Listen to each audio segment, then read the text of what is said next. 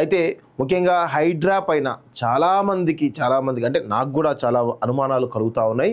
నేను కూడా కొంత పేదవాళ్ళ విషయంలో ఈ హైడ్రా దూకుడు పట్ల పేదవాళ్ళు ఏ విధంగా రోడ్ల మీద పడుతూ ఉన్నారో దానిపైన నేను కూడా ఖండిస్తూ ఉన్నాను. అదేవిధంగా ఇక్కడ ఇంకొక విషయం మనం చెప్పుకోవాల్సిన విషయం ఒకటి ఉంది మిత్రులారా. ఎందుకంటే ఒక మహాయజ్ఞం జరుగుతుంటే కొన్ని అనర్థాలు జరుగుతూ ఉంటాయి, కొన్ని అపార్థాలు కూడా జరుగుతూ ఉంటాయి, కొంత సాక్రిఫైస్ కూడా అవసరం పడుతూ ఉంటుంది. అయితే ఈ క్రమంలో అసలు పేదవాళ్ళని బడాబాబులు పక్కన పెట్టేసి పేదవాళ్ళే ఎందుకు త్యాగాలు చేయాలనేదే ఇక్కడ ప్రధానమైనటువంటి డిమాండ్. కానీ హైడ్రా ఏదైతే ఉందో దాని దూకుడు ఏదైతే ఉందో, అదేవిధంగా హైడ్రా చేయబోయేటువంటి పనులు ఏవైతే ఉన్నాయో నిజంగా భవిష్యత్తు తెలంగాణ రాష్ట్రానికి ఒక మంచి పునాది అయితే వేస్తుంది. ఎందుకంటే గతంలో కేసీఆర్ కూడా కొన్ని వేల కట్టడాలు ఉన్నాయి బఫర్ జోన్లో, ఎఫ్టీఎల్లో అని చెప్పేసి చెప్పడం జరిగింది. సో కానీ ప్రస్తుతం ఆ గతంలో కేసీఆర్ కూడా చాలా సీరియస్ వార్నింగ్ ఇవ్వడం జరిగింది. ప్రస్తుతం ఆ పరిస్థితిలో కేసీఆర్ చేసినటువంటి కేసీఆర్ కేవలం మాటలకి పరిమితమైండు, కానీ రేవంత్ రెడ్డి చేతల్లో చూపిస్తూ ఉన్నాడు. సో దానివల్ల కొన్ని పరిణామాలు జరుగుతూ ఉన్నాయి. అదేవిధంగా ఇక్కడ ముఖ్యమైన విషయం ఏంటంటే ముఖ్యంగా బీఆర్ఎస్ పార్టీ కానీ ఇతర పార్టీలు కానీ దీన్ని అడ్వాంటేజ్గా తీసుకునే ప్రయత్నం చేస్తూ ఉన్నాయి. దీన్ని అడ్డు పెట్టుకొని ప్రజల్లో ఒక రకమైనటువంటి నెగిటివిటీని తయారు చేసేటువంటి ప్రయత్నం జరుగుతూ ఉంది. ఒకసారి కేసీఆర్ గతంలో చెప్పినటువంటి మాటలు మీకు ఒకసారి గుర్తు చేసేటువంటి ప్రయత్నం చేసే మిత్రులారా. ఒకసారి చూడండి, ఇక్కడ కేసీఆర్ ఎంత స్పష్టంగా ఈ కట్టడాలపై, అక్రమ కట్టడాలపై ఎంత సీరియస్గా చెప్పినా ఒకసారి చూడండి క్లియర్. 28,000 అక్రమ కట్టడాలున్నాయండి. హైదరాబాద్ లో వర్షం నీళ్ళని తీసుకుపోయేటువంటి నాలాల మీద, స్టామ్ వాటర్ డ్రైన్స్ మీద 28,000 అక్రమ కట్టడాలని మెర్సీలెస్ ఒకటి మాత్రం చేస్తున్నాం. ప్రతి సర్కిల్ కు ఒక ఫ్లయింగ్ స్పాట్ పెట్టమని ఇప్పుడు చాలా సీరియస్ ఆదేశాలు ఇవ్వడం జరిగింది. హైదరాబాద్ లో అక్రమ కట్టడం కడితే నిర్దాక్షిణ్యంగా కూల్చివేస్తాం. ఇక నుంచి అక్రమ కట్టడాలు ఎట్టి పరిస్థితుల్లో హైదరాబాద్ లో అనుమతించబడి. నంబర్ 1, కట్టదలుచుకున్న కూడా నేను హెచ్చరిక చేస్తా ఉన్నా, కట్టి మీ ఆస్తి చెడగొట్టుకోకండి, డబ్బులు పాడు చేసుకోకండి. దయచేసి నిర్దాక్షిణ్యంగా ప్రభుత్వం కూల్చివేస్తుంది. ఒకటి, లేకపోతే ఇటువంటి సిచ్యువేషన్ వస్తుంది.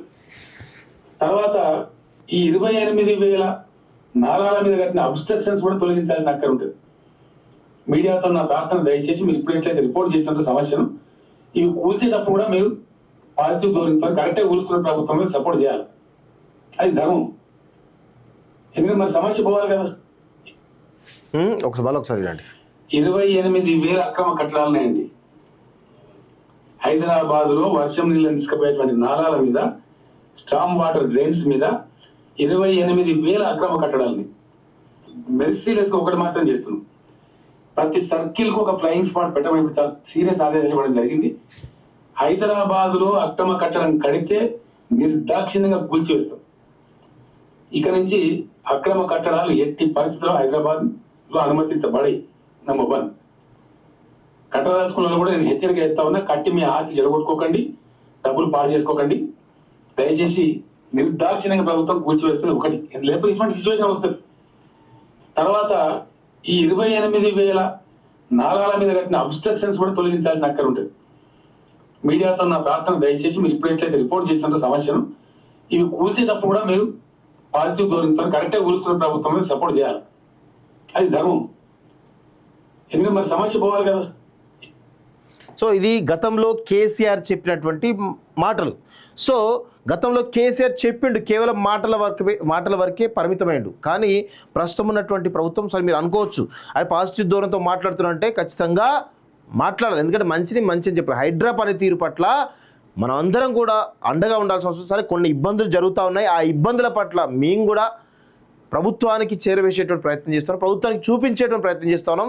ఇది మంచి పద్ధతి కాదు. పేదవాళ్ళ విషయంలో ఇంత కఠినంగా వ్యవహరించాల్సినటువంటి అవసరం లేదు. వాళ్ళకి రీహాబిలిటేషన్ చూపించేసిన తర్వాత మీరు ఆ కట్టడాలు కూల్స్తే బాగుంటుంది అనేది మేము మొదటి నుంచి కూడా చెప్తా ఉన్నాం. సో దానికి సంబంధించినటువంటి లీగాలిటీ ప్రాబ్లమ్స్ ఏవైతున్నాయో వాటిని బేరీజ్ చేసుకొని మాత్రమే ప్రభుత్వం కూలుస్తున్నట్టు మనకైతే స్పష్టంగా తెలుస్తూ ఉంది. అయితే కేసీఆర్ లాస్ట్లో చెప్పిండు, మీడియా కూడా పాజిటివ్ ధోరణితో పోవాలని చెప్పేసి, ఆ పాజిటివ్ ధోరణితో కథనాలు చేయాలి, రిపోర్టింగ్ చేయాలని చెప్పి కూడా చెప్పడం జరిగింది. కానీ అదే బీఆర్ఎస్ పింక్ మీడియా ఈరోజు దీన్ని అడ్వాంటేజ్గా తీసుకొని ఇప్పుడున్నటువంటి ప్రభుత్వాన్ని అస్థిరపరచాలనేటువంటి ఒక బలమైనటువంటి కుట్ర పన్నుతా ఉన్నటువంటి విషయాన్ని మనందరం కూడా గమనించాల్సినటువంటి అవసరం ఉందని చెప్పేసి గుర్తుపెట్టుకోవాలి మిత్రులారా. ఎందుకు అంటే ఈ హైడ్రా వల్ల భవిష్యత్తులో ఈరోజు మనం వయనాడ్ నగరం చూసినాం, ఏ విధంగా కొట్టుకుపోయి ఎన్ని వేల మంది చనిపోయారో మనం చూసినాం. ముంబై నగరం ఒక చిన్న వాన పడితే ఏ విధంగా అతలాకుతలం అయితే చూస్తూ ఉన్నాం. ఢిల్లీ పరిస్థితి చూస్తూ ఉన్నాం. కోల్కతా పరిస్థితి ఇంకా అధ్వానంగా కనబడతా ఉంది. ఈ దేశంలో రెండు సేఫెస్ట్ నగరాలండి. ఒకటి హైదరాబాద్, 2 బెంగళూరు. ఈ 2 నగరాలు తప్ప ఏ నగరం కూడా సేఫ్ కాదనేది తెలుస్తూ ఉంది. అయితే భవిష్యత్తులో మన నగరం ఇదే విధంగా ముందుకు కొనసాగాలి అంటే ఖచ్చితంగా నాలాల మీద, అదేవిధంగా ఎఫ్టీఎల్ కానీ బఫర్ జోన్లో కానీ ఏవైతే అక్రమ కట్టడాలు ఉన్నాయో నిర్దాక్షిణ్యంగా కూల్చాల్సినటువంటి అవసరం ఉంది అనేది చాలా స్పష్టంగా తెలుస్తూ ఉంది. నిన్న సీఎం రేవంత్ రెడ్డి గారు కూడా చాలా స్పష్టంగా చెప్పడం జరిగింది. ఏవైతే అక్రమ కట్టడాలు ఉన్నాయో అవన్నింటిని కూడా కూల్చాల్సిందే. వాటికి సంబంధించినటువంటి ఏవైతే రిహాబిలిటేషన్ ఉందో, డబుల్ బెడ్రూమ్ ఇవ్వడం కూడా ప్రభుత్వం సిద్ధంగా ఉంది పేదవాళ్ళకి అని చెప్పేసి కూడా చాలా స్పష్టంగా చెప్పడం జరిగింది. అంటే ఇది ఒక బృహత్తరమైనటువంటి కార్యక్రమంగా మనం చెప్పొచ్చు. దీనికి ప్రజలంతా కూడా అండగా ఉండాలి. లేకపోతే భవిష్యత్తులో జరిగేటువంటి విపరీతమైనటువంటి పరిణామాలకు వేలాది మంది బలి కావాల్సినటువంటి అవసరం ఉంటుంది. సో ముందే కట్టడి చేస్తే భవిష్యత్తులో జరిగేటువంటి వైపరీత్యాలకు మనం అడ్డుకట్ట వేసిన వాళ్ళు అవుతాం. భవిష్యత్ నిర్మాణంలో మనం కూడా భాగస్వాములు అవుతాం కదా. సో అందుకే ఖచ్చితంగా నేను ఒకటే చెప్తా ఉన్నాను, ఈ రాష్ట్ర ప్రభుత్వానికి హైడ్రా ఖచ్చితంగా వాళ్ళు అనుకున్నటువంటి పని చేయాల్సిందే.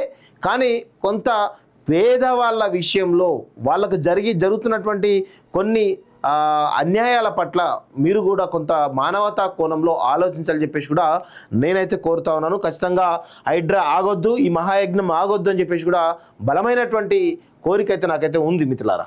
సో ఇది హైడ్రా వల్ల కేసీఆర్ గతంలో ఏం చెప్పిండు, హైడ్రా పనితీరు ఇప్పుడు జరుగుతున్నటువంటి విషయం పట్ల మరీ విపరీతమైనటువంటి ధోరణితోటి బీఆర్ఎస్ పార్టీ చాలా పెద్ద ఎత్తున దుష్ప్రచారం చేస్తూ ఉంది. అలాంటి పరిస్థితి వద్దు. అలాంటి పరిస్థితులు కేవలం మరి కేసీఆర్ మీరు కాంగ్రెస్ పార్టీ హైడ్రా పనితీరును విమర్శిస్తే ఖచ్చితంగా కేసీఆర్ను విమర్శించినట్టే. కేసీఆర్ గతంలో కూడా చెప్పిండు కదా, చెప్పిన పనే కొనసాగుతూ ఉన్నారని అనుకోవచ్చు కదా మీరు కూడా. మీకేమో చేత కాలేదు, చేతుల్లో చేతగాని దద్దమ్మల్లాగా 10 సంవత్సరాలు పాలించారు. మీరు కనుక గత 10 సంవత్సరాలుగా ఈ అక్రమ కట్టడం కనుక మీరు కంట్రోల్ చేసి ఉంటే ఈరోజు ఈ పరిస్థితి దాపురించేదా? ఎంత దారుణంగా అంటే చాలా దారుణంగా ఈ బీఆర్ఎస్ పార్టీ గత 10 సంవత్సరాలు బిహేవ్ చేసిందని మనందరం కూడా గుర్తుపెట్టుకోవాలి మిత్రులారా. మరి నియమంలోనే జరిగింది కదా, నీ హయాంలోనే జరిగింది కదా కాక, ఇవి మరి రేవంత్ రెడ్డి చేస్తుంది మంచి పని చేస్తుంది. నువ్వు చెప్పిన మాటలు బట్టి చూస్తే హైడ్రా రావాల్సిందే, పార్టీకి అంటే పల్లెటూరులో కూడా రావాల్సిందే అని చెప్పేసి చాలా స్పష్టంగా చెప్తున్నాడు. Why no action of Owaisi and Ponguleti properties, it's Muslim and Reddy factor like in UP Muslim and Yadav అంటూ రాకేష్ గారు చెప్తారు. సో మంచి ప్రశ్న బ్రదర్. సో ఇక్కడ విషయం ఏంటి అంటే ముస్లిమ్స్ ఏదైతే మీరు అంటున్నారో ఓవైసీ సంబంధించినటువంటి దానిలో అది ఫాతిమా కాలేజ్. సో ఓవైసీ యొక్క కాలేజ్ కావచ్చు, అనురాగ్ యూనివర్సిటీ కావచ్చు, లేదంటే అనురాగ్ యూనివర్సిటీ కూడా చాలా స్పష్టంగా అక్రమ నిర్మాణాలు ఉన్నాయని చెప్పేసి మనం చాలా పెద్ద ఎత్తున రిపోర్టింగ్ కూడా చేయడం జరిగింది. సో దానిపైన కానీ అదేవిధంగా మల్లారెడ్డి పైన కానీ ఇలా ఏవైతే బఫర్ జోన్లు ఎఫ్టీఎల్ జోన్లో కట్టినటువంటి కాలేజీల నిర్మాణాలు ఏవైతే ఉన్నాయో వీటన్నిటి కూడా ఒక అకాడమిక్ ఇయర్ వరకే,